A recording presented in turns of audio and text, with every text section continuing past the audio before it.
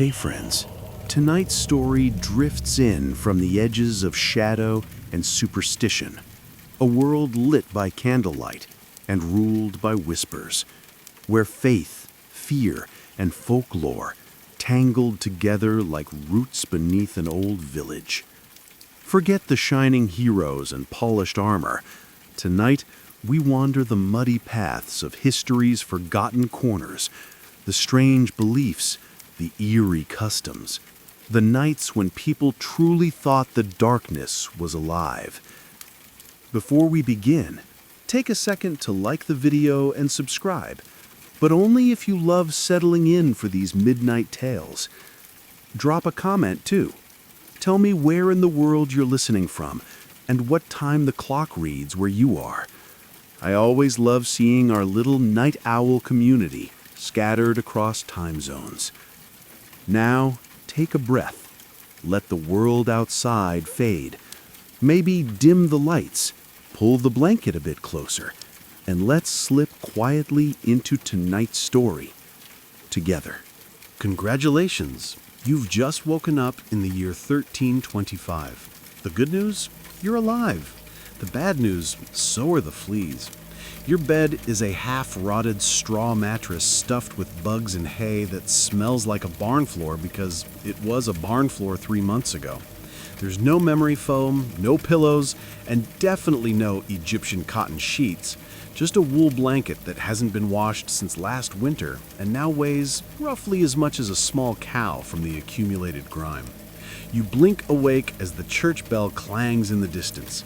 It's the medieval version of an alarm clock, only louder and somehow even less merciful. Your home is a wooden hut with one room, no windows, and a charming open-concept floor plan where your family, livestock, and domestic insects all share the same space. The smell? Oh, it's a fragrant symphony. A subtle blend of stale beer, human sweat, goat, and something you pray isn't mold, but know in your soul probably is. Scented candles haven't been invented, and even if they were, they just melt on your dirt floor. You try to stretch, but immediately regret it because the air is freezing and your joints ache. You're 22 years old, which in medieval terms is roughly middle-aged. Your spine creaks like an old wooden door, and your knees sound like a bag of rocks being shaken by a confused peasant. Getting out of bed is a gamble. The floor is either wet from last night's rain, which leaks through the thatched roof, or crusty from something your neighbor's chicken did. Either way, your bare feet are now part of the ecosystem. Oh, and privacy. What's that? Your entire family and maybe a random cousin who just never left are waking up beside you. There's no bedroom, no curtains, no me time, just communal everything. Welcome to morning in medieval Europe, where you're never truly alone because parasites, rodents, and 8 other people are always with you. And this is just how your day starts. It only gets worse from here.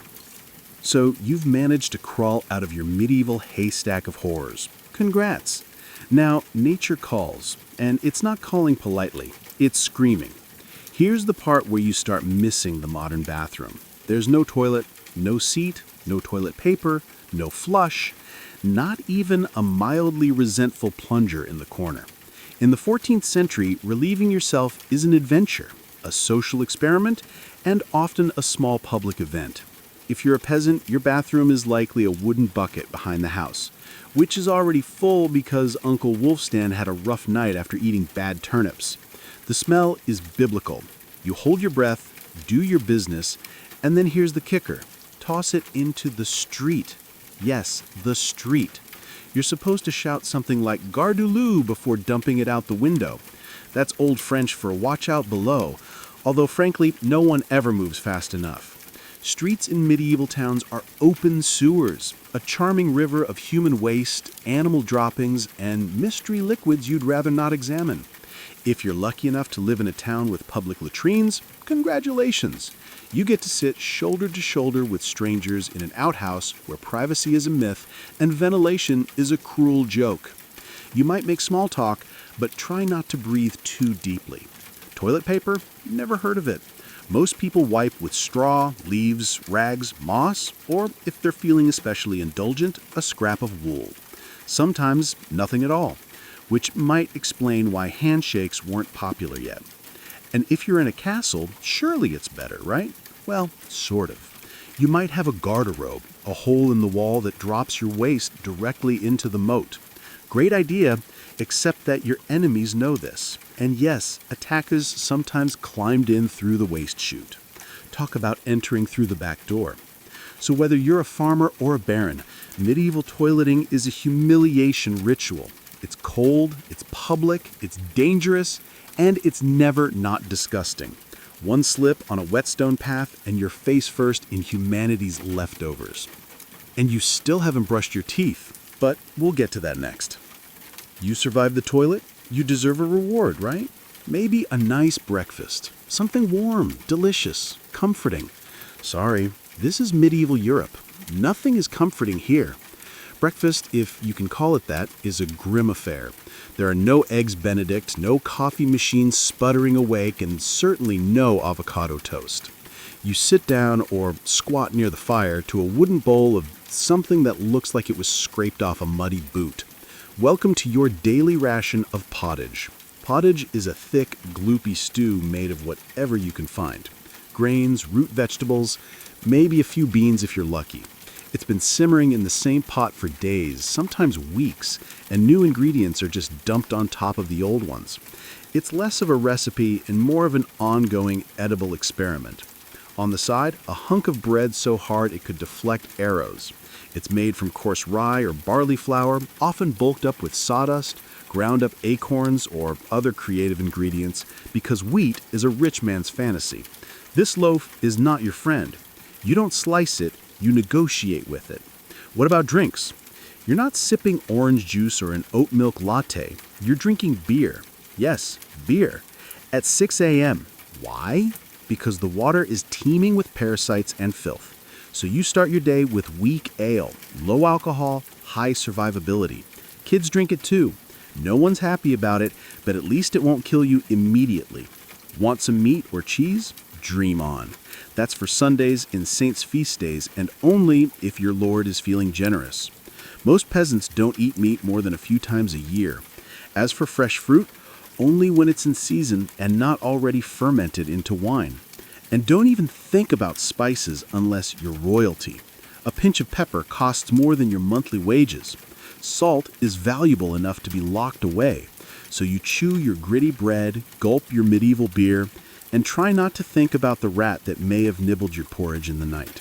Breakfast doesn't energize you, it just happens to you. And now that you're properly underfed, it's time to work. Like your life depends on it, because it absolutely does. So you've eaten your sad medieval breakfast, and now it's time to get dressed. Not that it'll help. Your wardrobe consists of exactly one outfit. One. It's a rough wool tunic or linen shift that you've worn every day for months, possibly years. There's no such thing as seasonal fashion. There's just wear this until it disintegrates or gives you a fungal infection. Underwear, optional.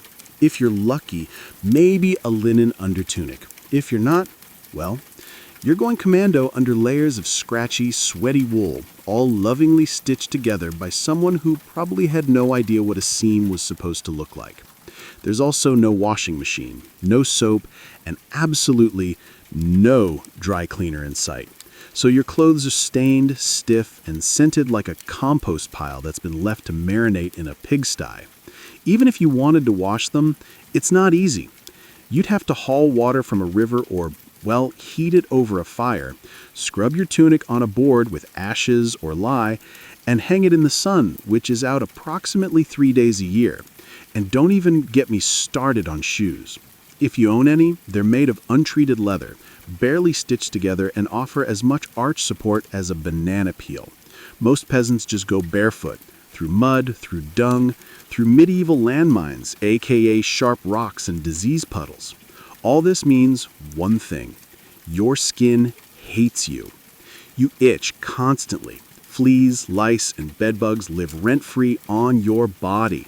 Everyone has them.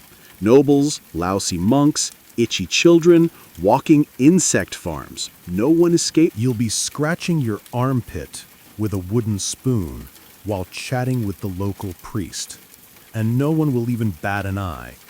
Your skin is raw from rubbing, your scalp a battlefield of bites.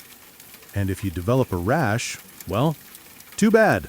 There's no dermatologist, no hydrocortisone, no one to tell you it's probably scabies. You just keep on suffering. And if you're lucky enough not to get an infection, great. That rash will simply accompany you for the next 6 months like an unwanted medieval sidekick. Now that you're dressed in misery and wrapped in discomfort, it's time to head outside and start working yourself to death. Now that you're fully dressed in itches and damp wool, it's time to flash that morning smile. Except you don't, because in the Middle Ages, smiling is a dangerous game. Not emotionally, dentally. There's no toothbrush, no toothpaste, no mouthwash, no floss. The concept of oral hygiene is about as popular as bathing, which is to say, not very. Some people might chew on a twig or rinse with wine or vinegar, but for the most part, your teeth are on their own, and they're not doing well. By the time you hit your mid-20s, your smile looks like something pulled from a haunted crypt. Cavities are rampant, gums are swollen, and those aren't just food stains on your teeth. That's decay. You have more rot in your mouth than a medieval root cellar. Sugar, while not yet everywhere, is becoming more common among the rich. Imported at great cost, mostly used in small cakes or to show off wealth. If you're a noble, congratulations! You get to rot your teeth faster than the peasants. If you're poor, you'll do it slowly, over time, with fermented bread, gritty porridge, and years of hard chewing. Toothaches? Get used to them. They're like medieval weather, always there in the background. The kind of pain that makes you consider praying, drinking, or pulling the tooth out yourself with a pair of pliers. And that's not a joke. That was the actual treatment. Dentists didn't really exist. But barber surgeons did. Yes. The same guy who cuts your hair is also pulling your molars out by candlelight with an iron hook and zero anesthesia. Infected tooth? Hope you like fevers.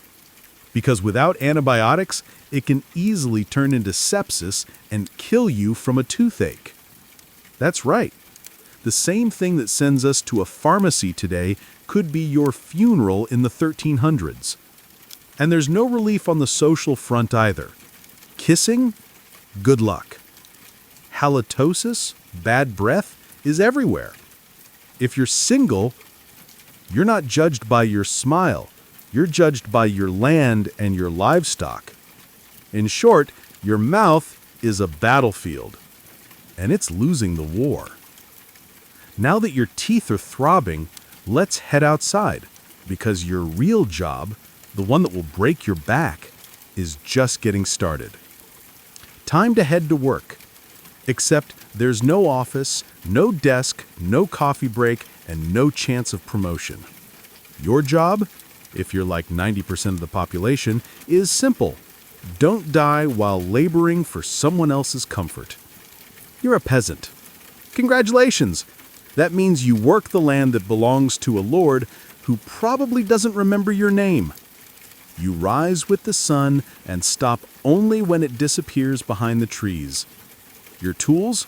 A wooden hoe, a rusty sickle, and whatever bones are still intact in your body. There's no weekend. There's no clocking out. There's only sunrise to sunset, 6 days a week.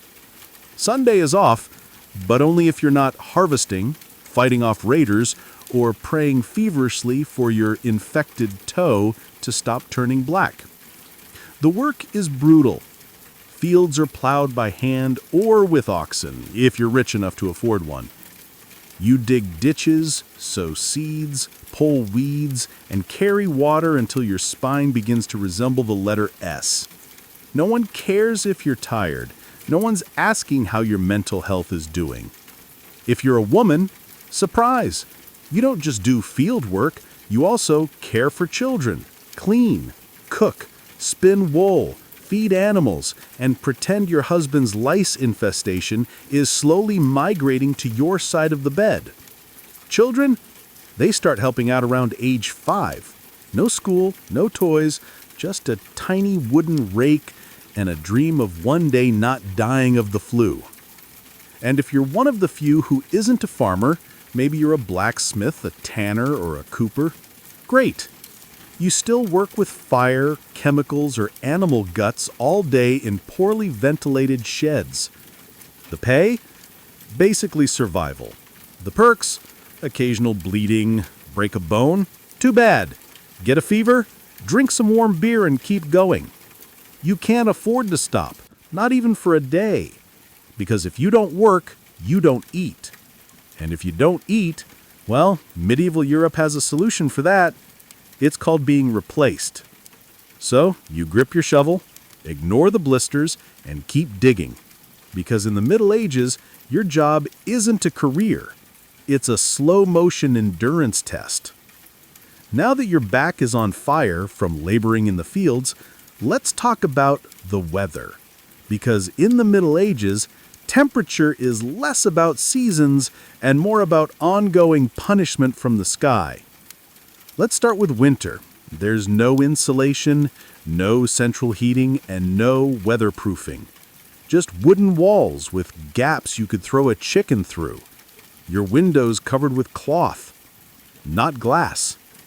The fire and the hearth, nice in theory, but you don't have enough wood to keep it going because wood is expensive, and gathering it from the forest is sometimes illegal. Yes, you can be executed for picking up the wrong stick from the wrong forest.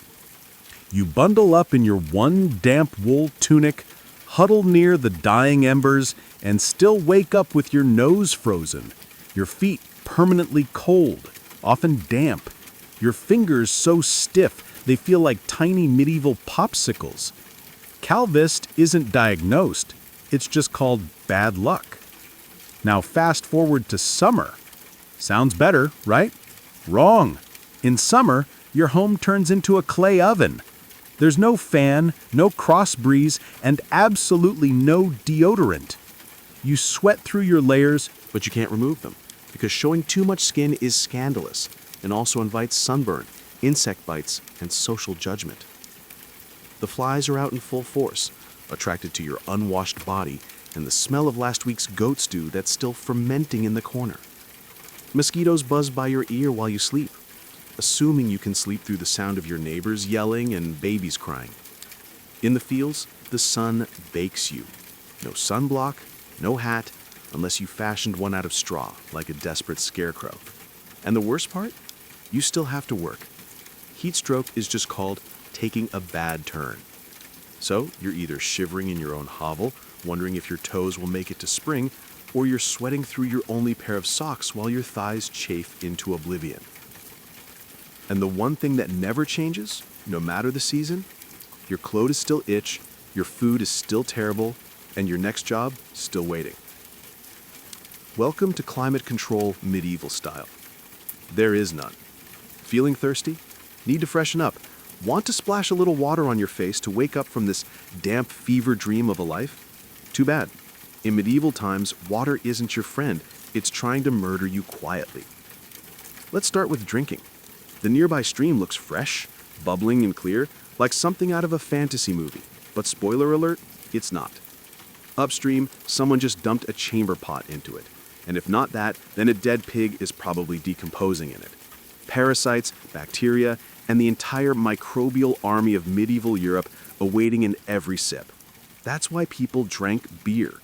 Yes, beer, even children.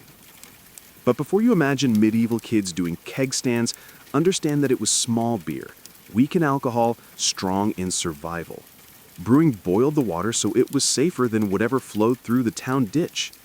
Wine was another option if you were rich enough to afford it and unconcerned with functioning properly before noon. What about bathing? Surely water was used for cleaning. In theory, yes. In practice, absolutely not. See, back then, people believed bathing actually opened your pores and let the disease in. That's right, washing yourself was considered medically risky. You were cleaner, apparently, if you never removed the protective layer of filth caked onto your skin. Communal bathhouses did exist, but they quickly gained reputations as places for gossip, scandal, and sometimes full-on medieval extracurriculars. So, naturally, the church got involved and shut many down. Even if you did want to bathe, it was a full production. You'd need to fetch water from the well, boil it over a fire, fill a wooden tub that leaked, and then pray no one else in the house used it before you, or worse, after. And rainwater collected in open barrels where birds poop, insects breed, and moss thrives. Sounds refreshing, doesn't it? So whether it's going in your mouth, on your body, or onto your crops, water in the Middle Ages is less of a life source and more of a gamble.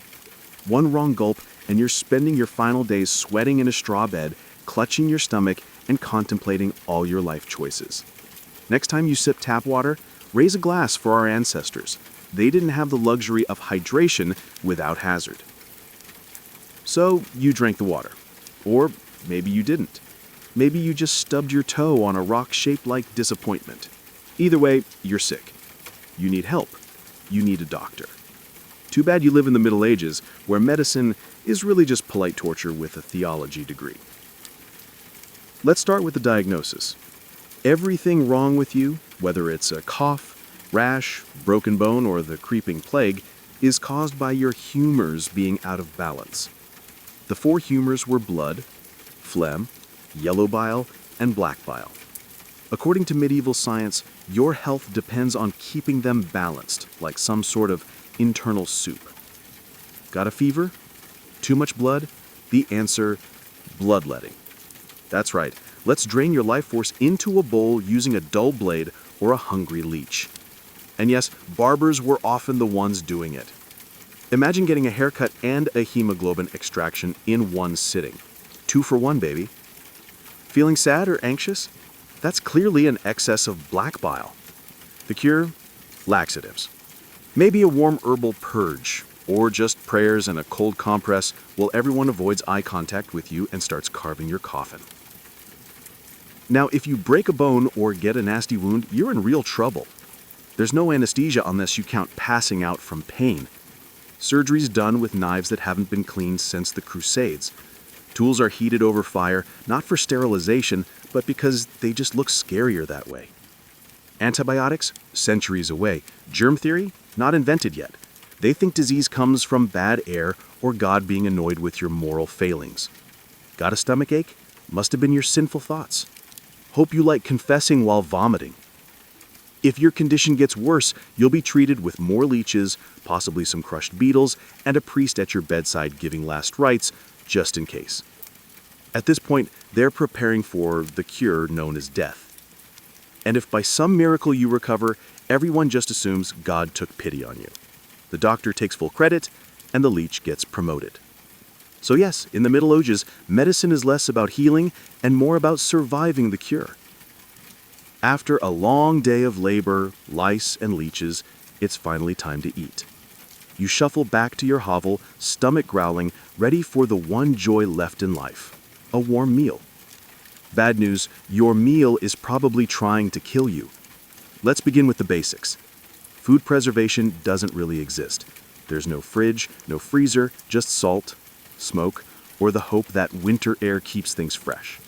Your meat, if you're lucky enough to have any, has been hanging for days, covered in flies, marinated in questionable brine, and possibly shared with a rat or two.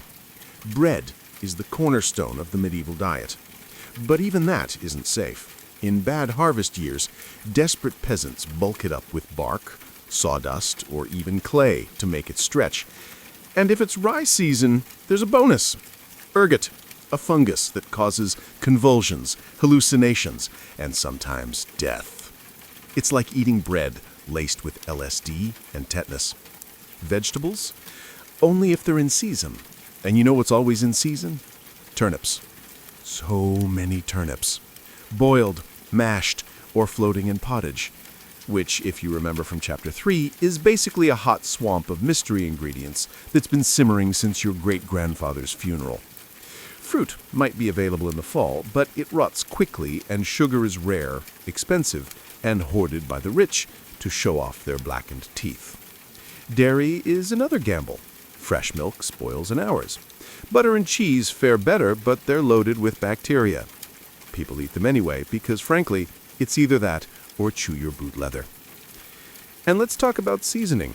Spices like pepper, cinnamon, or nutmeg, worth more than gold.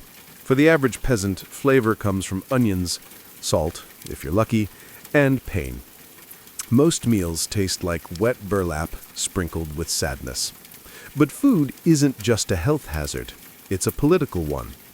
Game animals belong to the Lord, not you. Caught poaching a rabbit? You could be fined, imprisoned, or even executed. That's right, your dinner could get you hanged. So as you sit down to eat your gray stew by flickering firelight, remember every bite is a risk. But you eat anyway. Because in the Middle Ages, food doesn't nourish, it tests you. It's evening now.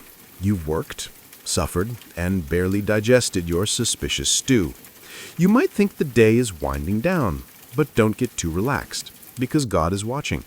So is the priest, and so is your neighbor Agnes, who will absolutely rat you out if you miss Mass. In medieval Europe, religion isn't just part of life, it is life. The church controls your calendar, your laws, your education, if you can read, your birth, marriage, death, and everything in between. Think of it as your spiritual landlord, and you're always behind on rent. Every day is structured around prayer bells. The town church bell rings in the morning, noon, and night. Not because people need reminders, but because missing prayer is a sin. Forget to bow. Sin. Eat meat on a Friday. Sin. Think about your neighbor's wife in that one dream. Double sin. And yes, hell is very real. Vividly real. Priests describe it in glorious detail. Rivers of fire, lakes of boiling blood, demons with pitchforks, and eternal wailing. If the plague doesn't scare you, eternal damnation definitely will.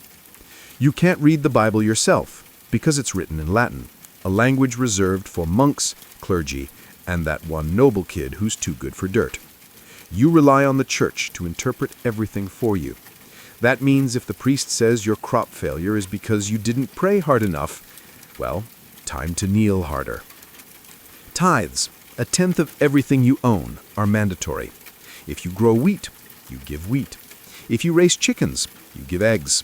If you have nothing, congratulations, you're spiritually bankrupt and financially doomed. Holidays, they're holy days, dozens of them. And while they offer breaks from labor, they're not for fun. They're for attending Mass, fasting, confessing sins, and reminding yourself that joy is a dangerous indulgence. Questioning a church is dangerous. Heretics are burned. Witches are drowned. Blasphemers are flogged, and skeptics are quickly reformed. So you go through the motions. You chant. You bow. You pray that your soul, after enduring this dirt-covered life, might finally land in paradise, assuming the priest likes you. Because in the Middle Ages, God may be merciful, but the church, not so much. If you thought being a medieval peasant was rough, try doing it as a woman.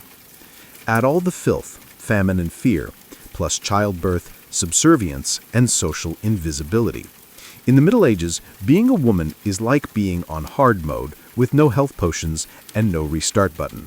From birth, a girl's life path is pretty much locked in. Marry young, bear children, serve your husband, die tired. Education? Not likely. Unless you're from a noble family and sent to a convent, your intellectual development stops around the time you learn how to churn butter and patch a tunic.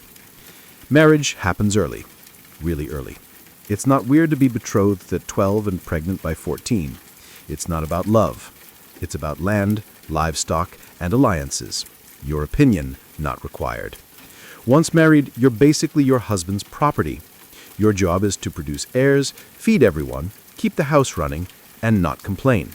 Because complaining might get you branded a nag, or worse, a witch.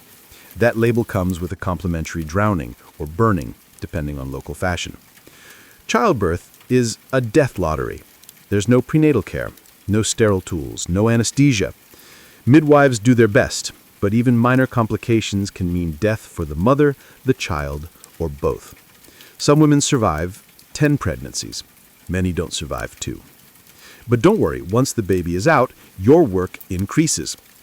Now you have a screaming infant in a lice-ridden hut, and you're expected to nurse, cook, clean, and still help in the fields. You don't get a break. You are the break for everyone else. If you are unmarried, you're suspicious. If you are widowed, vulnerable. If you're outspoken, dangerous. Women who didn't conform were often accused of witchcraft, especially if they had herbal knowledge, a strong personality, or just looked at someone funny on a rainy Tuesday. Even in the church, your role is limited. Nuns lived under strict rules. No speaking without permission, no freedom of movement, and your spiritual worth Always ranked below men. In short, if you're a woman in the Middle Ages, you're expected to endure, obey, reproduce, and suffer in silence, ideally while smiling. Because even in a time of universal suffering, women were somehow expected to suffer gracefully. So far, you've battled filth, starvation, social injustice, and possibly a goat. But just when you think your day can't get any worse, here comes violence, loud, bloody, and often completely acceptable by medieval standards. Let's be clear, the Middle Ages were not peaceful. The idea of law and order mostly meant hope the local lord isn't in a bad mood. Violence is everywhere, in the home, in the streets, on the battlefield, in church disputes, and sometimes in line at the communal bread oven. Crime is common, punishment is brutal, and justice is more performance art than protection. Steal a loaf of bread, you could lose a hand. Accused of lying, your tongue might get pierced. Gossip too much? Meet the scold's bridle, a metal mask strapped to your head with a bar in your mouth. For correction, of course. Let's say you're accused of something serious. Heresy? Theft? Witchcraft? How do you prove your innocence? By being tortured, obviously. Welcome to trial by ordeal. One version, you stick your hand in boiling water to retrieve a stone. If it heals without infection in 3 days, you're innocent. If not, you're guilty. Another option, you're tossed into a river. If you sink, you're innocent and probably dead. If you float, you're guilty and will be punished anyway. It's like a medieval game show where the prize is survival and the host is actively rooting against you. And if you're sentenced to death, that's a public event. Executions are performed in front of cheering crowds. Hangings, beheadings, burnings. Sometimes people bring snacks. It's the medieval equivalent of cable TV. Domestic violence, completely normal. Husbands were allowed, even expected, to discipline their wives and children. Street fights, commonplace. You could be beaten just for looking the wrong way at a noble's horse. And war, always simmering. Local feuds, territorial disputes, religious crusades. Someone's always marching off to stab someone else in the name of honor, God, or boredom. Violence isn't a breakdown of society in the Middle Ages, it is society. Everyone lives with the constant knowledge that life is fragile, justice is arbitrary, and your neighbor might bash your head in over a pig. So walk carefully, keep your eyes down, and never trust anyone with a club. At this point, you've made it through the lice, the leeches, the laundryless misery, and the looming threat of public disembowelment. But now comes the final chapter of most medieval lives, an early and unglamorous death. If you're alive and still breathing past the age of 40, you're practically a celebrity. You might even be referred to as the Old One, which is less of a nickname and more of a statistical miracle. Let's break it down. The average life expectancy hovers around 30-40 years, but that number is dragged down heavily by infant mortality. Nearly half of all children died before reaching age 5. Disease, malnutrition, or one bad winter was all it took. No vaccines, no antibiotics, no hope. If you survived childhood, you entered adulthood already exhausted. Work began as soon as you could walk upright, and by 25, your joints creaked like a monastery door. You might be missing several teeth, a finger, and most of your original optimism. Women faced a particularly deadly gauntlet. childbirth. It was one of the leading causes of death for medieval women. No pain relief, no medical intervention, just prayer, hot water, and someone holding your hand while you bled out on a straw-stuffed cot. For men, the dangers were different, but equally relentless. Farming accidents, infections from minor wounds, a neighbor's drunken rage, a crusade gone sideways. Even walking to the market could be risky if you crossed paths with a bored bandit or an angry tax collector. Death could also come quietly from the plague, which turned cities into cemeteries overnight, or from famine, which could last entire seasons, thinning out entire villages, or from bad luck, like eating spoiled grain and spending your final hours hallucinating and screaming at the walls. And funerals, you were lucky if you got one. Bodies were often buried quickly to avoid disease. No embalming, no polished coffins, just a hole, a few murmured prayers, and a shallow mound of earth if there was enough space left in the churchyard. So yes, in medieval times, life was brutal, short, and constantly under siege by death in all its casual forms. You didn't retire, you just stopped showing up. And speaking of exits, let's move on to your final chapter. The medieval dream dies. So, how's your day been? You've woken up in filth, relieved yourself into a bucket, brushed your teeth with wishful thinking, nearly passed out from hunger, worked until your spine cried for mercy, scratched your way through itchy wool, prayed to not get plague, and barely dodged a public execution for owning a squirrel. Welcome to a single day in medieval Europe. Still dreaming of becoming a knight? Think again. That romanticized version of the Middle Ages, gallant swordsmen, noble ladies in towers, heroic battles and feasts in candlelit great halls, it's a myth polished by fairy tales and fantasy books. In truth, the medieval world was gritty, cruel, and deeply unfair. Hierarchy was everything. If you were born poor, you stayed poor. If you were born rich, congratulations, you had a better chance of surviving. But you were still one bad soup away from dysentery and a hasty burial. Even the nobles weren't immune to misery. Castles were drafty stone refrigerators filled with fleas, smoke, and politically motivated marriages. Sure, you had a fur cloak and a goblet of wine, but also a 50% chance of dying in a skirmish or from an infected splinter. Not exactly luxury. The simpler times weren't simple.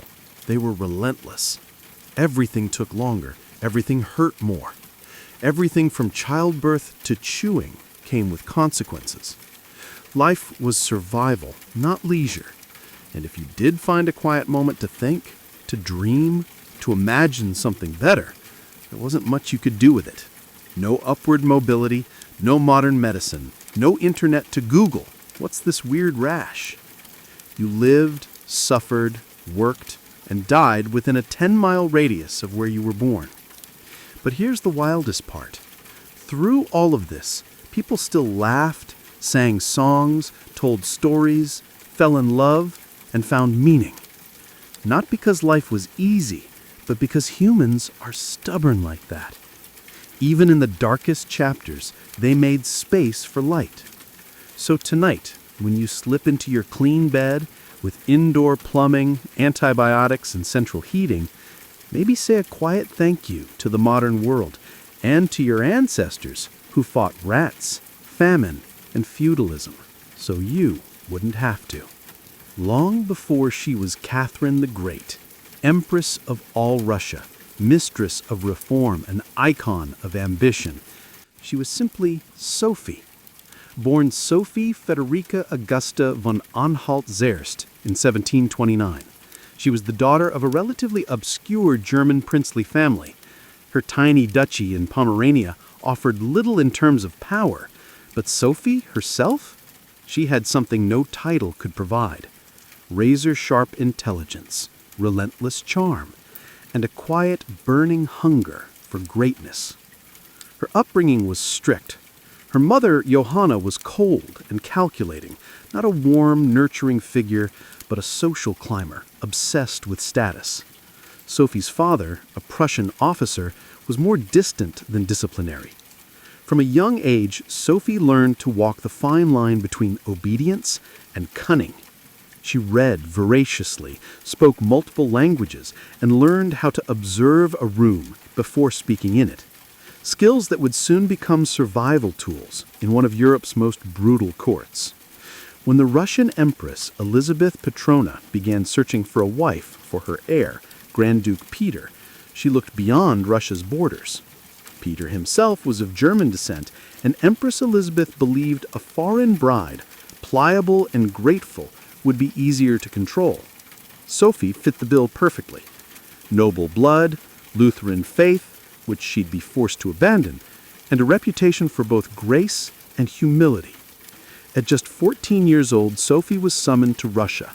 She arrived in the freezing capital of St. Petersburg in 1744, wearing thin German fabrics and a diplomatic smile. Her mother pushed her forward like a chess piece. Sophie, however, had her own game in mind. To become acceptable in Russian society, she converted to Orthodoxy, taking the name Ekaterina Alexeyevna, Catherine. The ceremony was public, symbolic, and life-altering. She wasn't just changing religions, she was burning the bridge behind her, stepping into a foreign empire with no way back. No one watching that quiet teenage girl in a fur-trimmed coat could have predicted what would come next. Betrayal, revolution, enlightenment, and empire. But from the moment Sophie stepped foot in the Russian court, she stopped being a pawn and began planning how to become a queen. Catherine's marriage to Grand Duke Peter was meant to secure her place in Russian royalty, but from the very beginning it felt more like a cage than a crown. Peter, heir to the Russian throne, was not the dashing prince of fairy tales. Awkward, immature, and obsessed with toy soldiers, he was far more interested in playing war games in his chambers than governing an empire or showing affection to his new wife. Some accounts even suggest he refused to consummate the marriage for years. He idolized Frederick the Great of Prussia and resented the Russian court that had adopted him. In contrast, Catherine embraced Russia with a fierce determination. She learned the language, studied its history, and memorized Orthodox rituals. She wanted to belong. Peter wanted to escape. This mismatch wasn't just emotional, it was political. The Russian court was a viper's nest of gossip, paranoia, and brutal power games. Empress Elizabeth still ruled with absolute authority, but her health was in decline. Everyone knew a transition was coming, and everyone had an agenda. Catherine was watched constantly. Her letters were read, her friendships monitored, and her every move scrutinized. She couldn't trust her husband, her mother, who was still whispering in her ear on behalf of foreign interests, or even her servants. In this world, alliances could turn into accusations overnight. But Catherine was no fool. She learned to play the court's games quietly, cultivating allies in the shadows. She charmed military officers, made friends with scholars, and developed a reputation for dignity and restraint, a stark contrast to her husband's childish tantrums and open contempt for Russian traditions. Behind closed doors, Catherine began reading Enlightenment thinkers like Voltaire and Montesquieu. While others saw her as a young consort, she was building a vision, not just for herself, but for Russia, a nation of strength, education, and reason. But there was one problem. The longer Peter lived, the longer Catherine remained in limbo, a powerless wife to a man unfit to rule. So she waited, observed, and planned. She knew the Russian throne wouldn't be inherited, it would have to be taken. In 1762, after nearly 2 decades of waiting, watching, and quietly maneuvering, Catherine saw her moment and seized it with breathtaking precision. Empress Elizabeth had died, and Peter, now Peter III, was Tsar. But his reign began unraveling almost immediately. In just a few short months, Peter alienated the church, offended the nobility, insulted the army, and lavished praise on Prussia, Russia's longtime enemy. He reversed key policies, humiliated the clergy, and talked openly about divorcing Catherine to marry his mistress. The court, already wary of his erratic behavior, turned cold. The army, filled with generals loyal to Catherine, grumbled in corridors. Even ordinary Russians, devout and patriotic, saw Peter as a foreign puppet who mocked their traditions. Catherine, watching all of this unfold, made her move. In July of that same year, while Peter was away at his summer palace, Catherine launched a bloodless coup d'etat.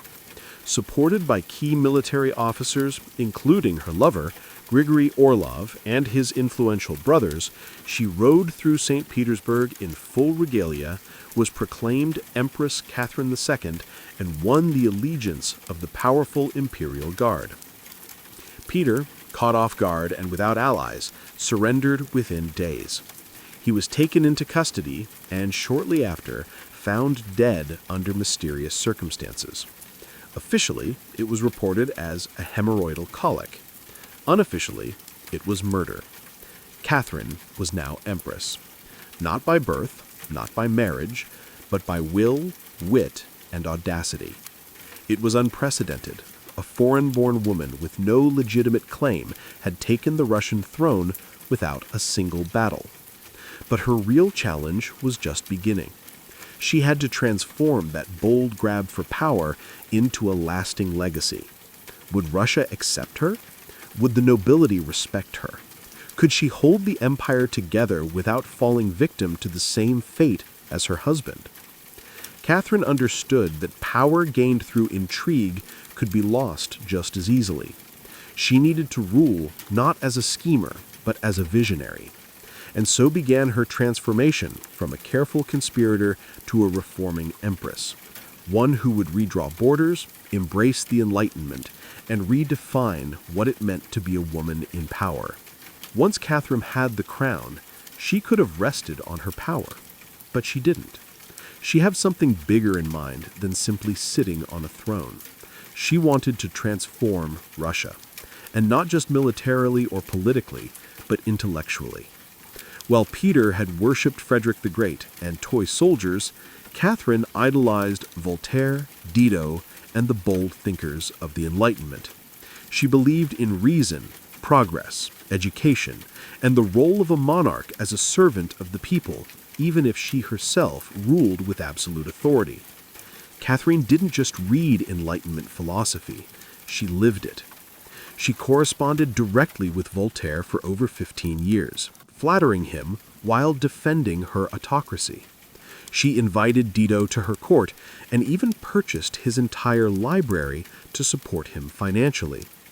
Behind closed doors, she pored over legal texts, debated reforms, and crafted policies to modernize the empire. Her early reign was filled with efforts to codify Russian law. She formed the Legislative Commission in 1767, an ambitious project intended to rewrite the entire legal code of Russia. Catherine's own nakaz, or instruction, was a political manifesto in disguise, one that spoke of equality before the law, the dangers of torture, and the responsibility of rulers to serve the common good. For an empress in 18th century Russia, it was radical. But Enlightenment ideals had to survive the realities of Russia, a vast, feudal, deeply conservative land ruled by nobles who liked their serfs exactly where they were, beneath them. Catherine knew this. While she advocated reform, she moved carefully. She abolished some forms of torture, expanded access to secular education, and built schools and libraries. But she also reaffirmed the nobility's control over their serfs to keep them loyal. This was Catherine's balancing act, a philosopher queen in public, a practical empress in private. She walked a tightrope between ideology and survival, between the shining salons of Paris and the gritty politics of Moscow. Her vision for Russia was bold, but always calculated. In many ways, Catherine wasn't trying to make Russia European. She was trying to make Russia modern, on her terms. And that meant reform, yes, but with an iron hand in a velvet glove. Catherine wasn't content with reforming Russia from within. She wanted to expand it outward, to make it an empire worthy of fear, admiration, and envy. Where Peter the Great had opened a window to the west, Catherine aimed to knock down the walls. Under her leadership, Russia's borders stretched wider than ever before. She waged wars not just to defend her crown, but to reshape the map of Europe. One of her most significant campaigns was against the Ottoman Empire. These wars, fought in waves throughout the 1760s and 1770s, weren't just about territory. They were about influence. Catherine saw herself as the liberator of Orthodox Christians living under Muslim rule and as the rightful protector of Eastern Europe. Under generals like Alexander Suvorov and Grigory Potemkin, Russia captured key regions, including Crimea, the northern coast of the Black Sea, and access to warm water ports, something Russian czars had coveted for generations. These victories weren't just military, they were symbolic. With each conquest, Catherine sent a message. Russia was no longer the distant, backward cousin of Europe. It was a continental force. She also turned her gaze westward. In a series of deals and diplomatic maneuvers, Catherine participated in the partitions of Poland, carving up the struggling Polish-Lithuanian Commonwealth, along with Austria and Prussia. By the end of the Third Partition in 1795, Poland was erased from the map, and Russia claimed vast new lands and millions of new subjects. But Catherine didn't just conquer with armies. She colonized with ideas. New cities were built, trade routes were expanded. German settlers were invited to cultivate Russian farmland. The empire became a mosaic, from the icy Baltic to the sun-drenched shores of the Black Sea. And through it all, Catherine remained the central force, reading reports, issuing orders, and personally overseeing the shape of her expanding empire. Critics would accuse her of being power-hungry, even imperialistic. But to Catherine, expansion wasn't ambition, it was destiny. A great ruler, she believed, was measured not just by ideas, but by borders. She didn't just want to rule Russia, she wanted to remake it as a civilized empire, feared by its enemies, respected by its peers, and loyal to her alone. For all her brilliance and power, Catherine the Great was just as famous for what went on behind palace doors. And no, not all of it was whispered in libraries. Catherine's private life became one of the most talked about aspects of her reign. She had lovers, not just one or two, but a carefully curated parade of them, many decades younger, often handsome, and sometimes politically influential. She didn't hide them. In fact, she often rewarded them with titles, estates, and pensions if they behaved well. If not, they were quietly dismissed, sometimes with a polite thank you and a promotion. Among the most important of these lovers was Grigory Potemkin, a man as brilliant as he was bold. Their relationship blurred the lines between romance, politics, and partnership. Some historians believe they may have even married in secret. Together, they shaped military campaigns, colonization projects, and the transformation of southern Russia. Potemkin wasn't just a lover, he was her co-ruler in many ways. Still, Europe couldn't look past the scandal. Gossip swirled. Satirical pamphlets painted her as lustful, insatiable, even unhinged. And after her death, the rumors only got worse.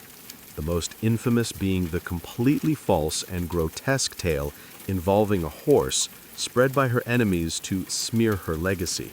But why the obsession? Simple. Catherine was a woman who wielded power unapologetically, and in a world where female rulers were expected to be either saintly virgins or tragic figures, she refused to play the role. She lived, loved, and ruled on her own terms, and that made her dangerous.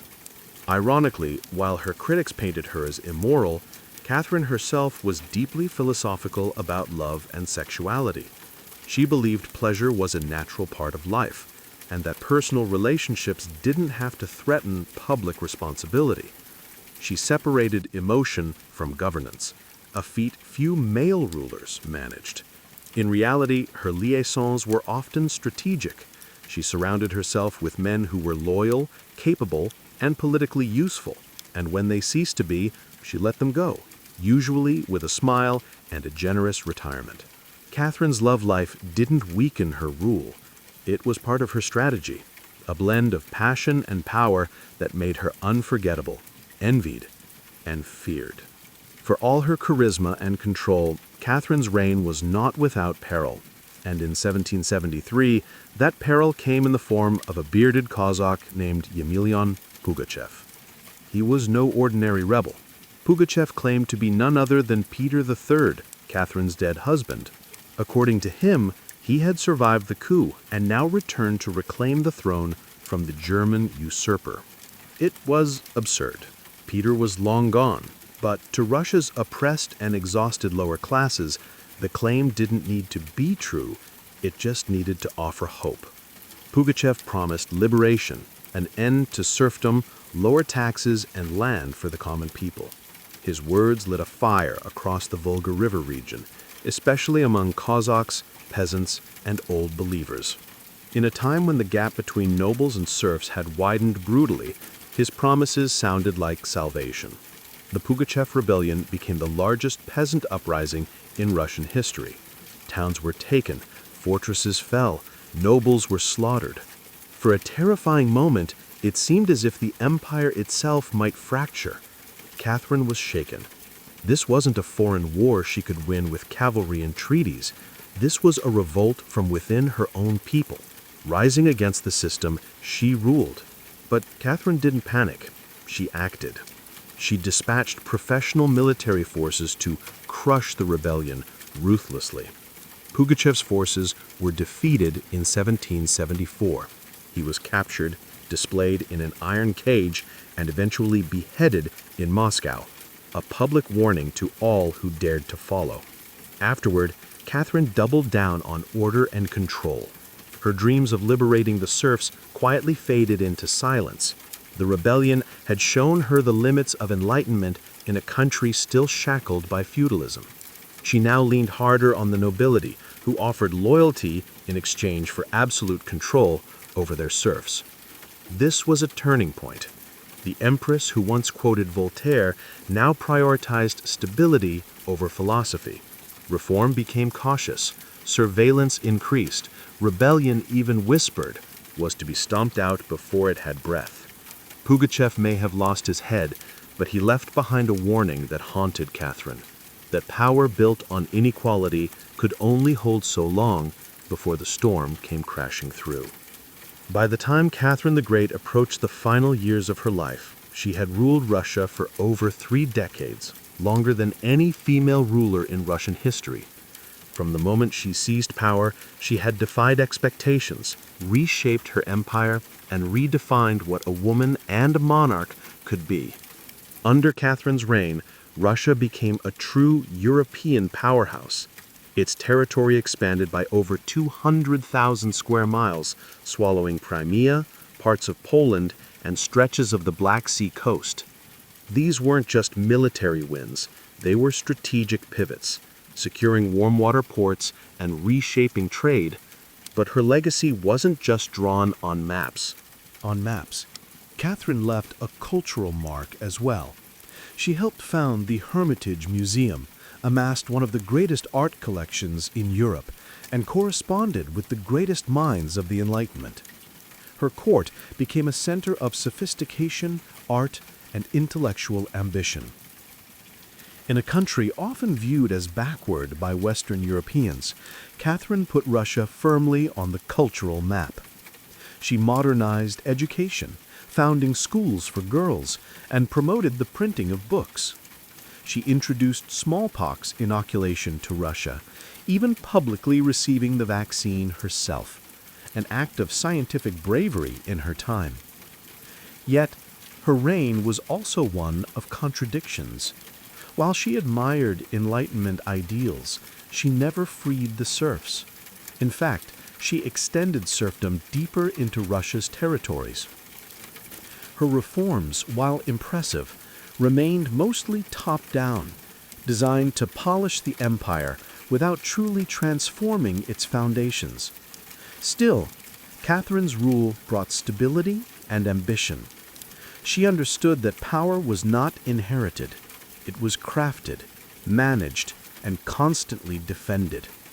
She ruled not by divine right, but by force of will, political brilliance, and relentless calculation. She was called many things: a user, a tyrant, a reformer, a seductress. But above all, she was effective. When she died in 1796, Russia was wealthier, larger, and more formidable than it had been in centuries. She left behind a throne secure, an empire expanded, and a legend that would endure for centuries. Catherine didn't just reign. She ruled with intellect, strategy, and an unapologetic grip on history. And in doing so, she became more than an empress. She became a myth. For all her power, expansion, and enduring legacy, Catherine the Great was still at her core a woman navigating a man's world and reshaping it in her image. Behind the imperial portraits and state decrees was someone deeply aware of how precarious her position was. She was not born Russian. She came to the throne through a coup. She ruled an empire that didn't want a woman in charge. And yet, she not only endured, she thrived. Catherine was never content to be ornamental. She read constantly, wrote endlessly, and never stopped learning. Her daily schedule was intense. Hours of reading reports, corresponding with foreign powers, editing state papers, and managing a court filled with rival factions. She wasn't content to simply sit on the throne. She worked the throne like a stateswoman born to it. She was also, in many ways, lonely. She surrounded herself with courtiers, lovers, and artists, yet wrote in her memoirs of how few people she could truly trust. Her son, Paul, whom she distrusted and kept away from state matters, grew into a man she feared would undo all her progress. Her greatest emotional partnership with Gregory Potemkin faded into deep friendship, but his death in 1791 left a wound that never truly healed. Catherine crafted her image carefully. She understood the power of narrative and wielded it better than most monarchs of her age. She posed as Mother of Russia, enlightened monarch, warrior, empress, and lover of the arts. But beneath those roles was a woman who had endured rejection, betrayal, scandal, and rebellion, and kept going.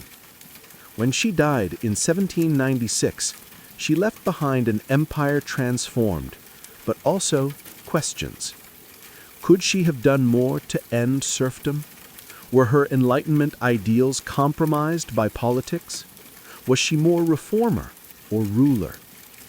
History remembers her by the title she never gave herself, the Great. It wasn't because she was flawless or kind or just.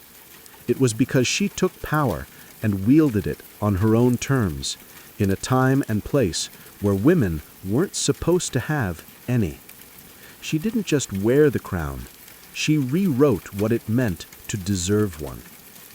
In the humid depths of the Chiapas jungle in southern Mexico, the ruins of Palenque whisper stories from the ancient Maya world.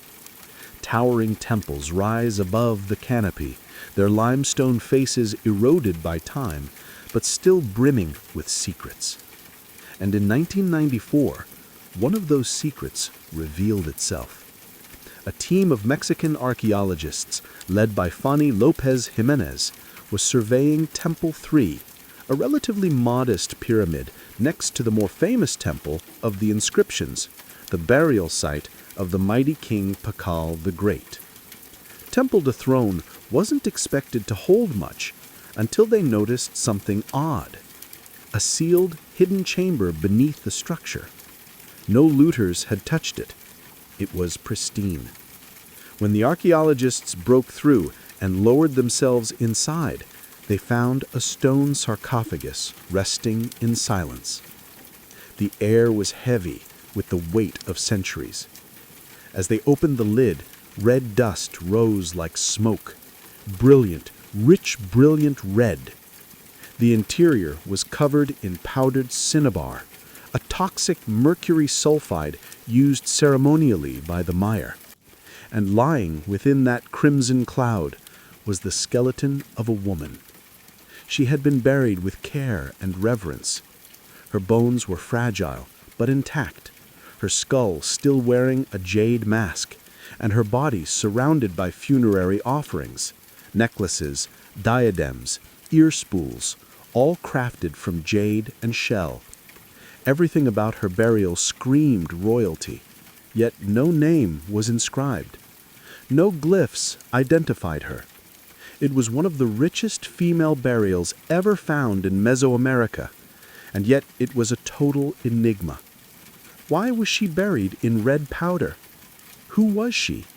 Was she a queen, a priestess, or perhaps even Pakal's wife? The researchers called her the Red Queen, and the name stuck. But even with modern forensics, they couldn't say for sure who she was, only that she had lived around the 7th century during the golden age of Palenque. Unlike most Maya tombs, hers had been hidden, untouched, and purposefully isolated. Her burial wasn't just ceremonial. It was spiritual. This woman wasn't meant to be remembered with words. She was meant to be remembered through ritual, through color, and through the mystery she left behind. The most haunting feature of the Red Queen's tomb wasn't her jade jewelry or the silence of the sealed chamber. It was the red dust. A thick layer of powdered cinnabar covered everything. The sarcophagus, the walls, her bones, even the offerings around her. It clung like blood to stone. To the Maya, this was no accident. Cinnabar, made from crushed mercury sulfide, was one of the most sacred and dangerous substances in the ancient world. Its vibrant red color wasn't just visually striking. It symbolized blood, rebirth, and the life force that connected the human and divine realms. Red was sacred. It was the color of sunrise, of sacrifice, of life emerging from death. And it wasn't just symbolic, it was spiritual. Covering the dead in cinnabar was a ritual meant to transform the body, preserving it not for eternity, but for transition. In Maya belief, death wasn't the end. It was a passage, a crossing into another cosmic layer. And so the Red Queen, whoever she was being prepared not just for burial, but for deification. But there's another layer to this. Cinnabar is toxic. Repeated exposure can lead to mercury poisoning, tremors, hallucinations, even death. The Maya likely didn't understand the chemistry, but they felt its potency. It was volatile, powerful, dangerous. To bathe the corpse in it was to declare this person was no ordinary mortal. In Palenque, very few were buried with cinnabar. Paul the Great, the mighty king whose pyramid dominates the site, was one. His body, like hers, was also saturated in the red powder. That detail alone drew speculation. Was the Red Queen his wife, his mother, or someone of equal divine status? Her skull had been placed on a layer of jaguar skin, another sacred symbol. Around her, bone needles, obsidian blades, and miniature jade figurines hinted at rituals performed either during her life or in her honor at death. Every part of her burial told a story without words, a story of power cloaked in secrecy. a woman prepared to cross into the underworld, not in silence, but in ceremony, drenched in the color of sacrifice. Surrounding the Red Queen's crimson-drenched remains was a world of silence, broken only by the gleam of jade, shell, and obsidian. These were not mere ornaments. They were offerings, each one carefully chosen to accompany her on the journey to the Maya afterlife, the Sizalba. At her sides were jade necklaces, heavy and cold, their polished surfaces still radiant after 300 years underground. Jade was not just beautiful, it was sacred.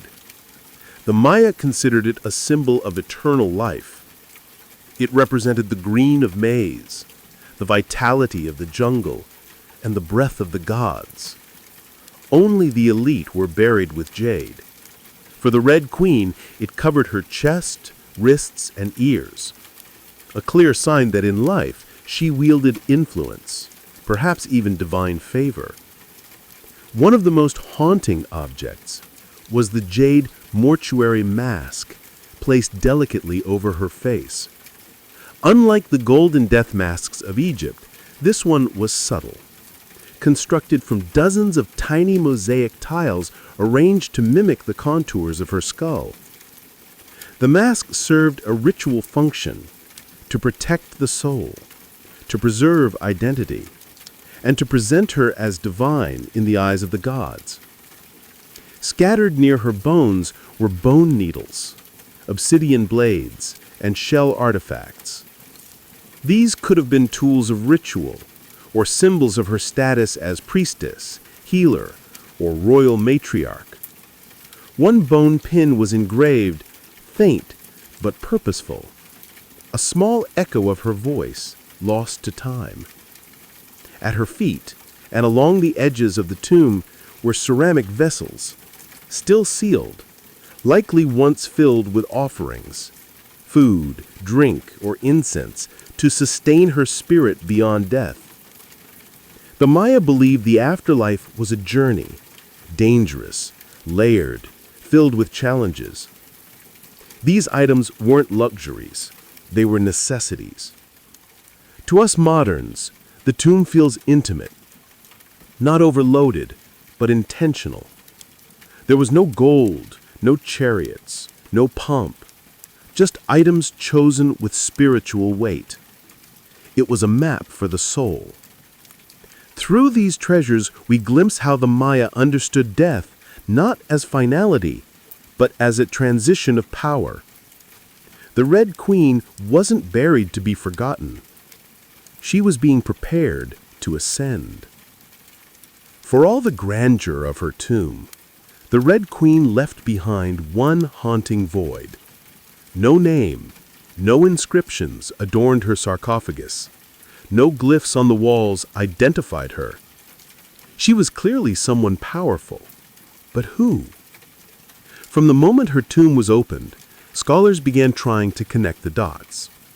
The most compelling theory that the Red Queen was Tsakbu-Ar, the wife of Kinich-Yanab Paul, known today as Paul the Great, the most famous ruler of Palenque. Tsakbu-Ar was more than just Paul's consort. She was born into nobility and married into Palenque's royal dynasty at a young age. She bore at least 3 sons, all of whom held high status, and she played a ceremonial role during her husband's reign. If anyone could be buried with such honor, it was her.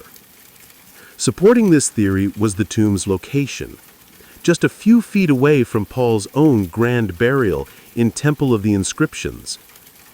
The proximity suggests a deliberate pairing, husband and wife, rulers even in death. And then there's the cinnabar. Only 2 burials in Palenque were found with such intense cinnabar coverage: Paul and the Red Queen. It's unlikely this was coincidence. But here's where the mystery deepens. DNA tests were conducted on both sets of remains in hopes of confirming the connection. But the results inconclusive. The woman's bones showed no direct maternal link to Paul. But that didn't rule out a spousal relationship. After all, marriage does not require shared blood. Some have argued she could have been Sakuk, Pal's powerful mother who ruled Palenque before he came of age. Others suggest she may have been a high priestess or a sister or a royal ancestor whose name has simply been lost to history's erosion. Still, the evidence points most strongly to Taku Au, a queen by title, a mother of kings, and a spiritual counterpart to Pal. The lack of a name may not be an oversight. It may have been intentional. In Maya cosmology, the soul lived on not through monuments, but through ritual, symbol, and the whispers of the earth. And so, the Red Queen remains suspended between legend and truth. A woman who ruled, remembered not in stone, but in scarlet and silence. To understand the Red Queen, we must understand the world she came from. A world where Maya women, especially royal ones, held more influence than many realize. In Maya civilization, politics was often a family affair. Royal women weren't merely passive consorts. They were diplomats, priestesses, and power brokers. They conducted rituals, sponsored temples, and played crucial roles in maintaining dynastic legitimacy. Their bloodlines were political capital used to forge alliances and secure claims to the throne. Take Sakuk, for example, the mother of Pal the Great. When the throne of Palenque was left vacant, she took power herself and ruled as queen regent until her son came of age. She wasn't a placeholder. She was a ruler in her own right, issuing decrees and overseeing construction projects. Without her, Pal may never have risen at all. And she wasn't an anomaly. Across the Maya world, in places like Yaxchilan, Naranjo, and Calakmul, inscriptions show women performing major ceremonies, engaging in warfare diplomacy, and sometimes ruling outright. They were often portrayed in stela and murals, dressed in elaborate headdresses and regalia, standing beside kings as equals, or sometimes above them. Their words were carved in glyphs.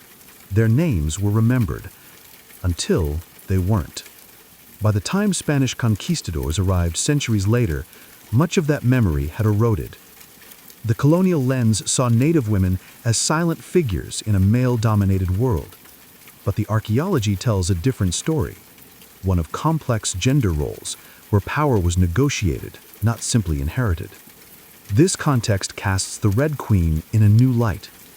She may not have ruled in name, but her burial, rich, sacred, and positioned beside Pal, suggests she was a central pillar in the royal order. Her jade mask wasn't just decoration. It was a symbol of identity, of power held in life and protected in death. Her bloodline may have been the very glue that held Palenque's dynasty together.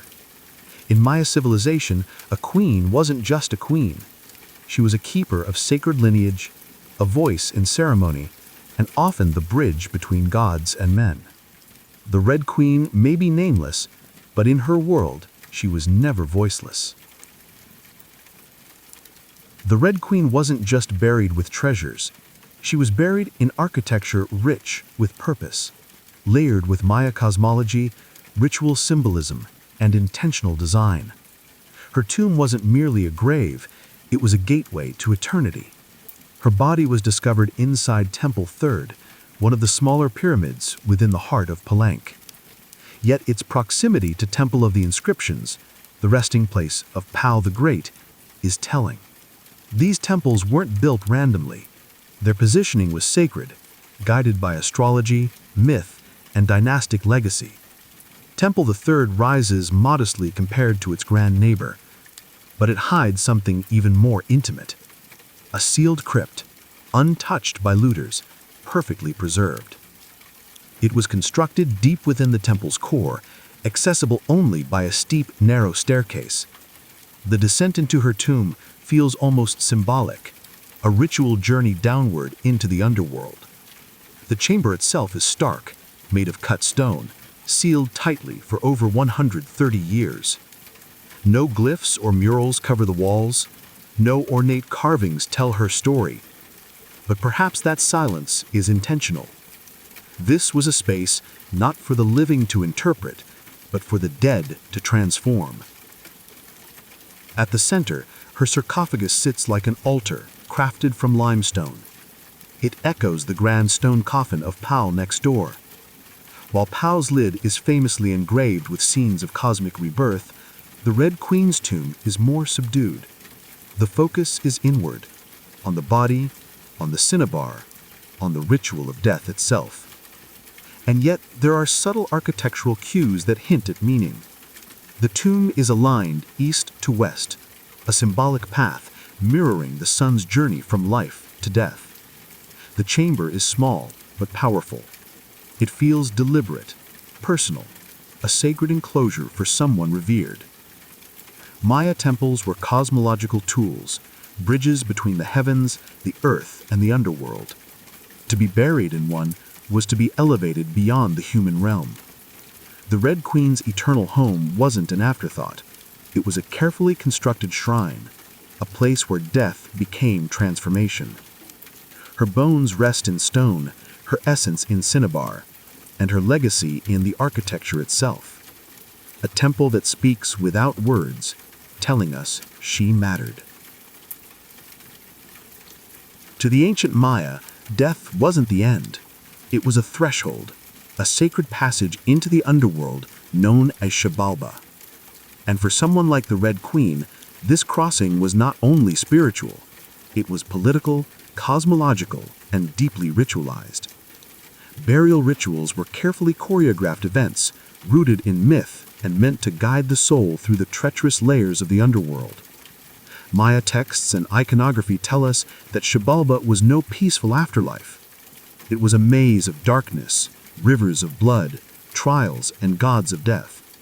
Only those properly buried, ritually prepared, and spiritually equipped could make the journey successfully. The Red Queen was buried, wrapped in cinnabar, encased in stone, and surrounded by offerings, all signs of an elite burial. But there's more. The presence of bone needles and obsidian blades in her tomb hint at auto-sacrifice rituals, possibly symbolic tools representing rites she had performed in life or that were reenacted at her burial to empower her spirit.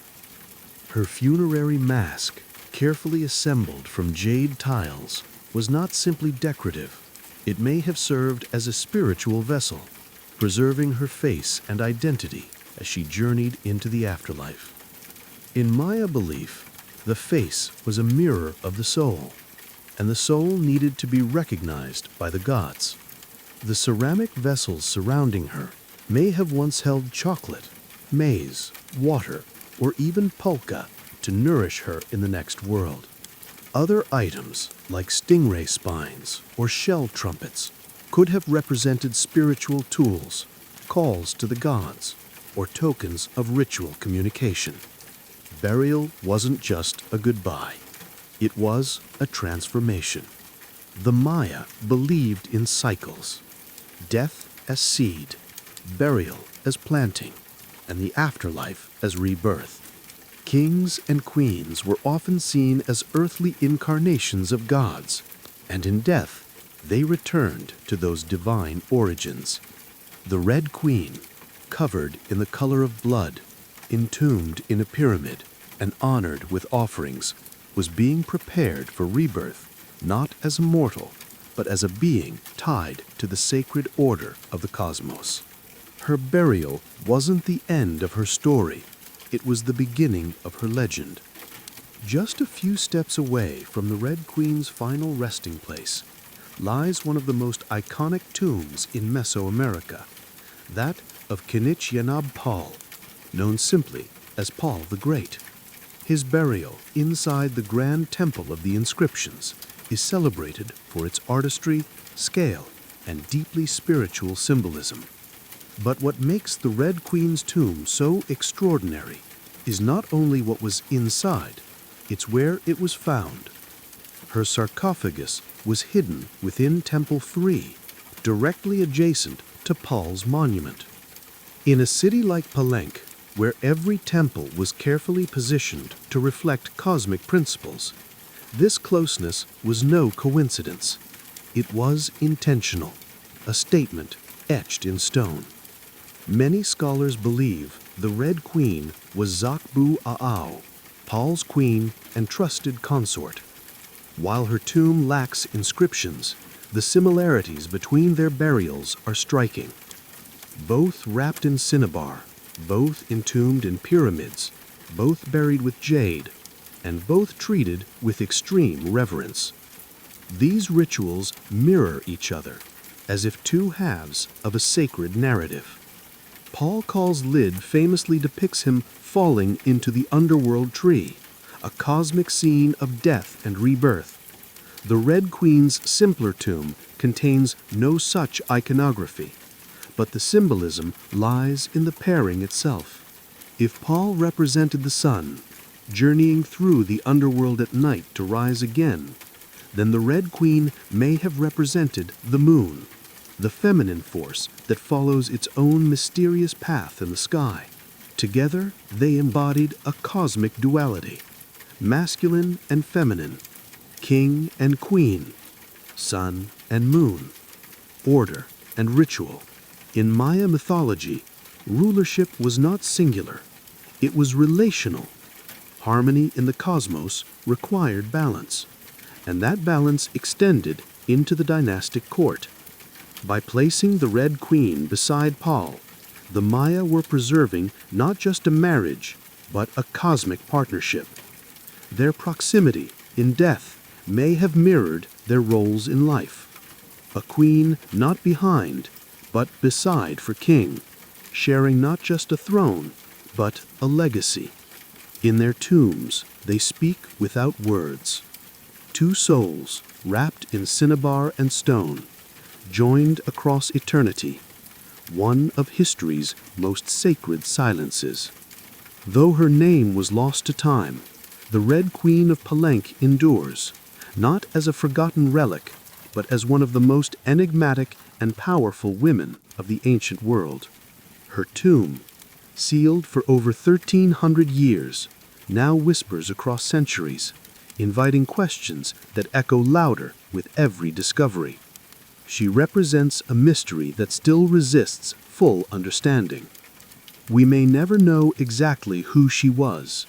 No glyph carved her name. No stela told her story. And yet the care in her burial, the richness of her offerings, the symbolism of her crimson-drenched bones, all speak of a woman profoundly important, not merely as a wife or consort, but as someone who held real influence, spiritual weight, and royal blood. Today, the Red Queen forces us to reevaluate assumptions. She's a reminder that in the ancient Maya world, women were not silent. They led rituals, governed cities, and shaped dynasties.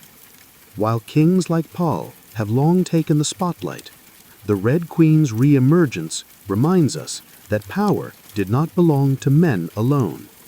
It flowed through mothers, queens, priestesses, and visionaries. Her legacy is more than the treasures she left behind. It's the conversation she started among archaeologists, historians, artists, and storytellers. Every jade bead, every layer of cinnabar, every architectural choice in Temple Lay tells us something deliberate. This woman mattered. And perhaps that's the most extraordinary part of her story. Not what we know, but what we still don't. The Red Queen teaches us that history isn't just a collection of facts. It's a living puzzle, a shared human longing to connect with the past. In that sense, her legacy is still unfolding. She lies wrapped in red, the color of life and sacrifice, of blood and rebirth. Her face, once hidden behind a jade mask, now stares back at us through science, art, and wonder. She remains nameless, but not voiceless, mysterious, but not forgotten. The Red Queen may have ruled a kingdom in life, but in death she rules something greater, our imagination. Her tomb was sealed in stone. Her story was written in silence. And still, somehow, she speaks. Frida Kahlo was born on July 6, 1907, in the vibrant district of Coyoacán, then a village on the outskirts of Mexico City. Her childhood home, the Casa Azul, the Blue House, was filled with color, contradiction, and quiet strength. It would later become a sanctuary, a battleground, and a museum to one of the most iconic artists of the 20th century. Frida was the third of 4 daughters born to Guillermo Carlo, a German-Hungarian photographer, and Matilda Calderón, a devout Catholic of indigenous and Spanish descent. Her parents were opposites. Guillermo, reserved and intellectual; Matilde, religious and emotionally distant. Frida would inherit her father's introspection and artistic eye, but also her mother's fierce resilience. As a child, Frida was imaginative, outspoken, and bold. She read voraciously and asked questions most adults didn't want to answer. But at the age of 6, she contracted polio, which left her right leg thinner and weaker than the other. A physical difference she tried to mask with long skirts, but never allowed to limit her spirit. The illness left her bedridden for months and isolated from other children. During this time, she grew close to her father, who encouraged her to exercise, ride bicycles, and stay mentally sharp. Unlike most girls of her time, Frida didn't aspire to become a wife or a homemaker. Her goal to become a doctor. She enrolled in the prestigious National Preparatory School in Mexico City at age 15, one of only a handful of girls accepted. There she stood out not just for her intelligence, but for her rebellious wit, radical thinking, and unique sense of style. She joined a group of young intellectuals known as the Cachuchas, who debated philosophy, literature, and politics. Frida was drawn to revolution, to ideas that challenged tradition. But even in those early years, before the bus crash that would define her body, and before the fame that would define her legacy, Frida Kahlo was already painting herself into the world with sharp edges, unapologetic ideas, and an identity too big to fit inside anyone else's expectations. She wasn't just growing up in Coyoacán, she was preparing to remake herself entirely. On September 17, 1925, Frida Kahlo's life was split in two: the girl she had been and the woman she was forced to become. That afternoon, she boarded a wooden bus with her boyfriend, Alejandro Gomez Arias, after school. They were laughing, teasing each other, and probably arguing. Frida never did anything halfway. But moments later, the bus collided with a streetcar, and in an instant, her future unraveled into pain, metal, and silence. The crash was horrific. The streetcar crushed the bus against a wall, splintering wood and flinging passengers. Frida was impaled by an iron handrail. It entered her left hip and exited through her pelvis. Her spinal column fractured in 3 places. Her right leg shattered. Her foot dislocated. Her collarbone and ribs broke. Her shoulder was dislocated. Her abdomen was pierced. She was just 18 years old. A man covered her with a borrowed overcoat. Someone else noticed her body was sparkling, not from blood, but from the gold powder she had been carrying in a pouch. It had exploded on impact, dusting her broken form in what looked like glittering ash. Frida was taken to the Red Cross hospital and underwent numerous surgeries over the following months. She spent weeks in a body cast, flat on her back, immobile, writhing with infection and uncertainty. The future she'd imagined of becoming a doctor slipped further away with every passing day. But in that stillness, something began to stir. Her father gave her brushes. Her mother rigged a special easel to hang above her bed. A mirror was placed on the canopy so she could see herself. And there, lying in plaster in agony, Frida began to paint. First out of boredom, then out of obsession. Her first subjects were her own reflection, because she was all she had. But what emerged wasn't vanity. It was survival. The crash had broken her physically, but it had also opened a door into her own mind, her own body, and eventually into the surreal language of pain and identity that would define her art. The girl who wanted to heal others now began healing herself, one brushstroke at a time. As Frida Kahlo lay encased in plaster and steel, a body fighting itself with every breath, she began to paint. What started as a form of therapy soon became a language, and that language was deeply personal, brutally honest, and often hard to look at, which was precisely the point. Frida didn't paint pretty flowers or polite landscapes. She painted pain. Her pain. Physical, emotional, and existential. Her first subjects were her self-portraits, not because she was vain, but because, as she famously said, "I paint myself because I'm so often alone, and because I am the subject I know best." Her early works were small in scale, painted on tin or wood panels inspired by Mexican retos, devotional paintings meant to tell stories of suffering and miracles. Frida turned this tradition inward. Her body became the canvas. Her emotions became the altar. She painted herself as split, as pierced, as bleeding. In one painting, she is impaled by nails like a modern-day martyr. In another, she floats in a barren landscape tethered to a broken column, a metaphor for her shattered spine. She painted herself weeping, fractured, decapitated, and bare, but never passive, always watching. Her pain was not sanitized. She painted the ugliness of trauma with beauty, defiance, and even humor.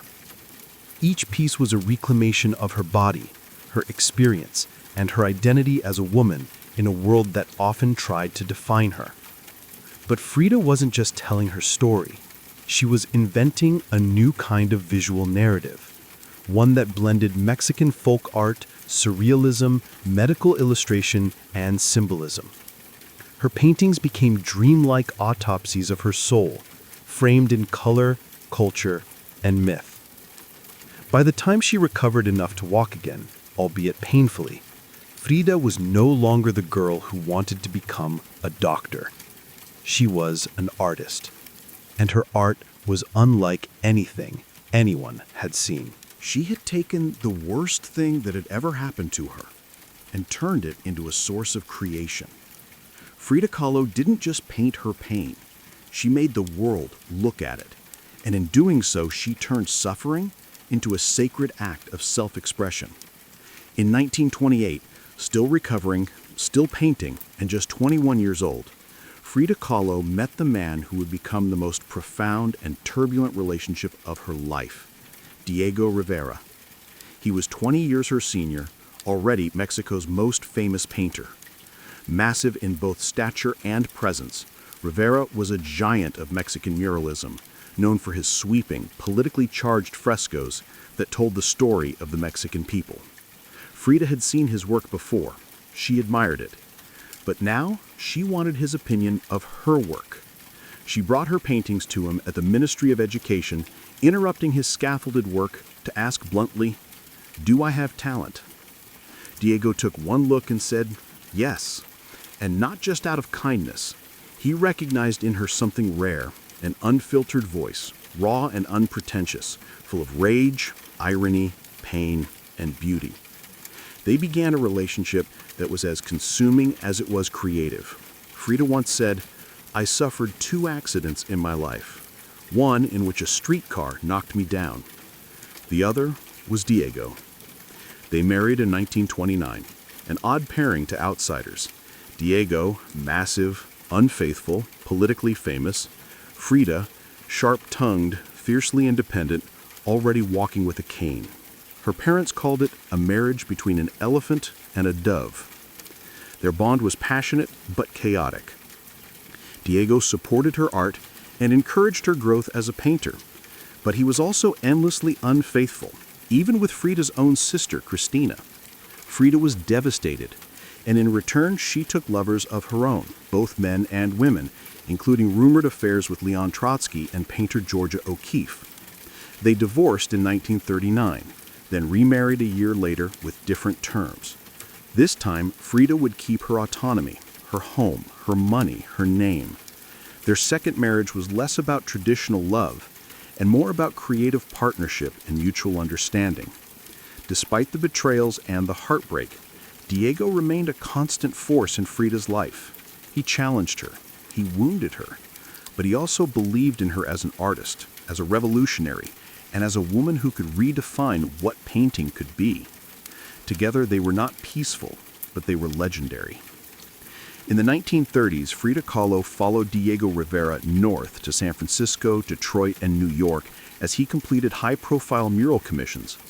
These years abroad brought her face-to-face with American industrialism, wealth, and the contradictions of capitalism, and they left her with deep political discomfort. Frida was a proud Mexican nationalist, a committed communist, and an admirer of indigenous traditions. The opulence she witnessed in the United States, especially while the Great Depression ravaged much of the country, only deepened her sense of disillusionment. In letters home, she mocked the culture's materialism and obsession with appearances. She missed the grit, color, and contradiction of Mexico. While Diego painted enormous murals on factory walls, Frida began to paint smaller, quieter revolutions, deeply personal works on tin and canvas.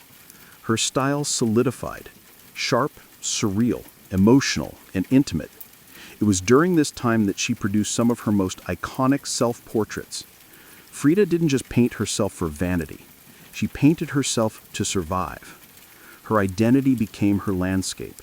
With her body constantly in pain from her accident, multiple surgeries, and a failed pregnancy in Detroit, she turned inward. Her portraits showed her bleeding, fragmented, exposed.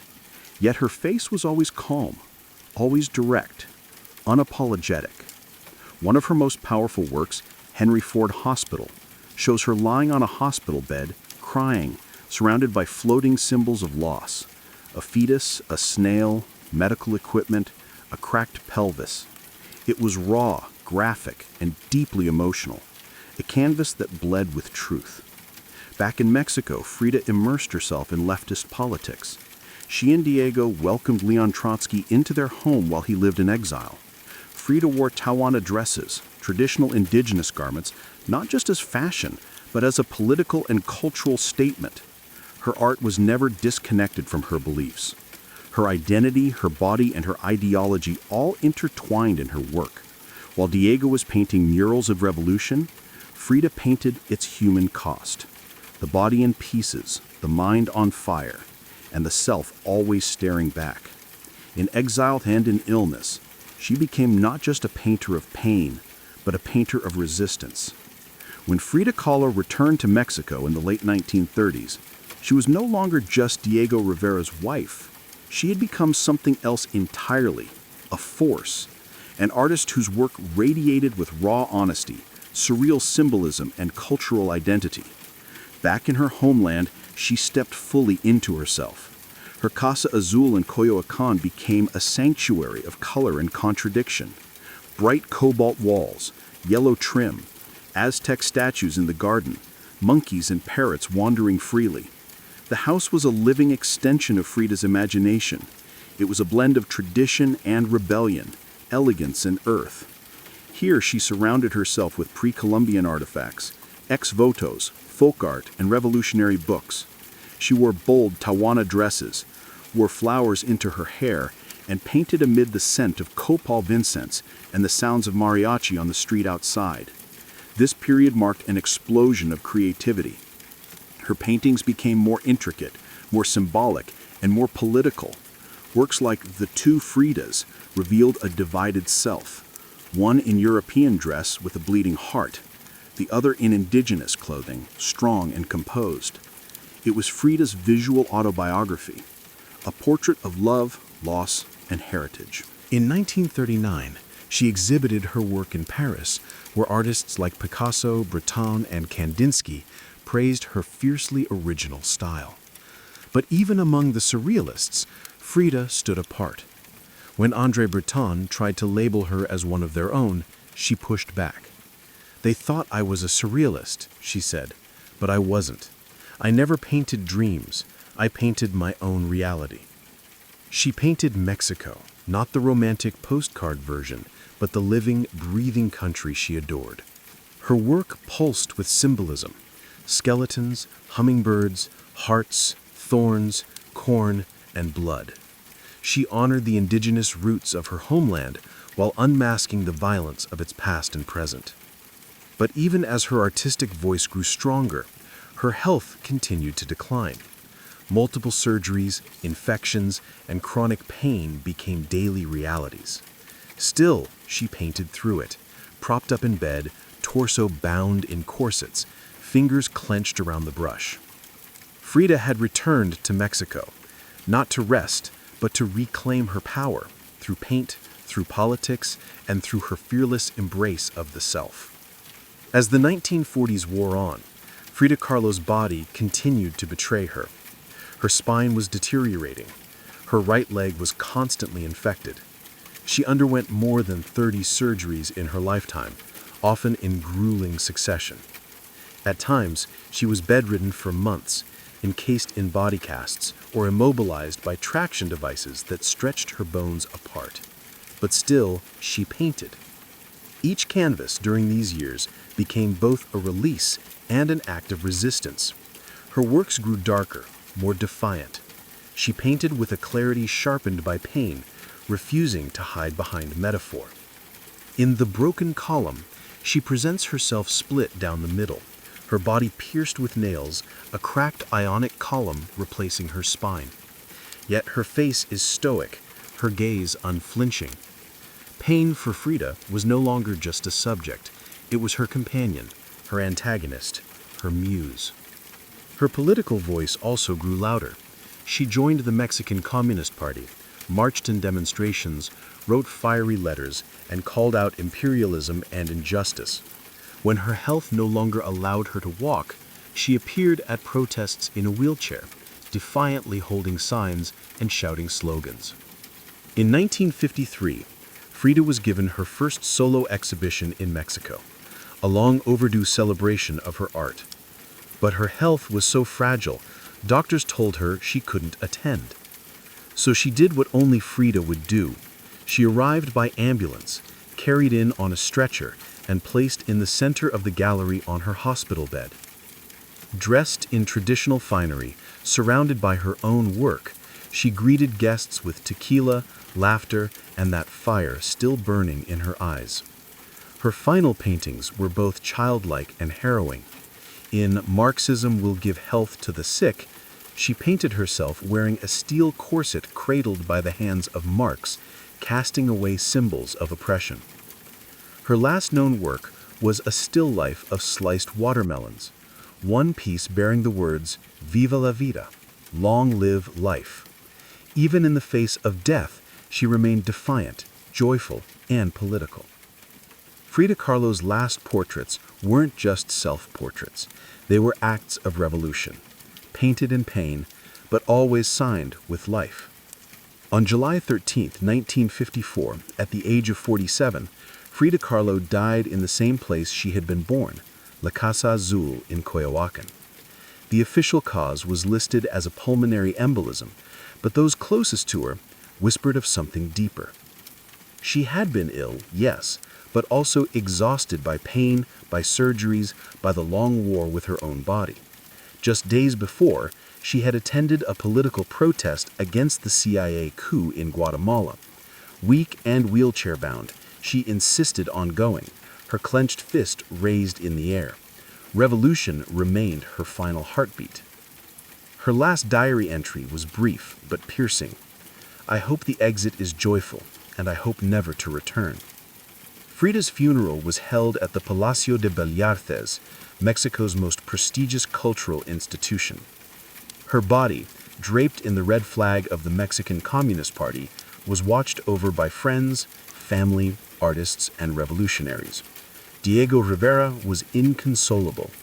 He called her the greatest love of his life, even as his betrayals had nearly broken her. But in the years that followed her death, something extraordinary happened. Frida Kahlo refused to disappear. At first, her name was whispered only in art circles. Her works weren't easy to categorize, too political for surrealists, too surreal for traditionalists. But slowly, her image, her story, and her defiance began to resonate. Through the 1970s and 1980s, as feminist scholars and activists reclaimed forgotten voices, hers became louder. She wasn't just an artist anymore. She was a symbol of pain turned into beauty, of feminism born through resistance, of Mexican identity celebrated without apology, of queerness, disability, revolution, and authenticity. Her face, unibrow, gaze, flowers in her hair, all instantly recognizable. But what makes her legacy powerful isn't just that people know her face, is that they recognize the truth behind it. Frida didn't try to be flawless. She didn't fit into boxes. She wasn't conventional, and she didn't care to be. In a world that demands perfection, she gave us realness, raw, messy, vibrant, angry, joyful, contradictory realness. She celebrated what made her different, her disability, her queerness, her politics, her culture, and turned it into art that transcended borders and decades. She's become more than an artist. She's a global symbol of defiance, feminism, cultural pride, and creative resistance. For queer communities, she's a fearless bisexual icon who lived openly and unapologetically in a time that demanded silence. For women, she's a reminder that power doesn't require permission. For disabled artists, she's proof that pain can fuel the brush, not stop it. And for Mexico, she's a daughter reclaimed, fierce, folkloric, and forever part of the national soul. Her paintings, once dismissed as too strange or too personal, are now among the most revered in the world. Works like the Two Fridas, Self-Portrait with Thorn Necklace and Hummingbird, and The Broken Column aren't just seen, they're felt deeply by anyone who has ever suffered and needed to turn that suffering into something sacred. She lived in the margins and turned them into center stage. She embraced contradiction, a communist who wore gold, a woman betrayed who loved again, a body in pieces with a soul unbreakable.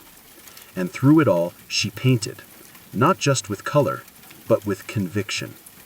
Frida Kahlo never asked to be a symbol. She simply told the truth about herself, and in doing so, told the truth for millions of others who had never seen themselves reflected in art before. Now, when we see her face, we see courage, we see color, we see resistance. We see Frida, not gone, but immortal.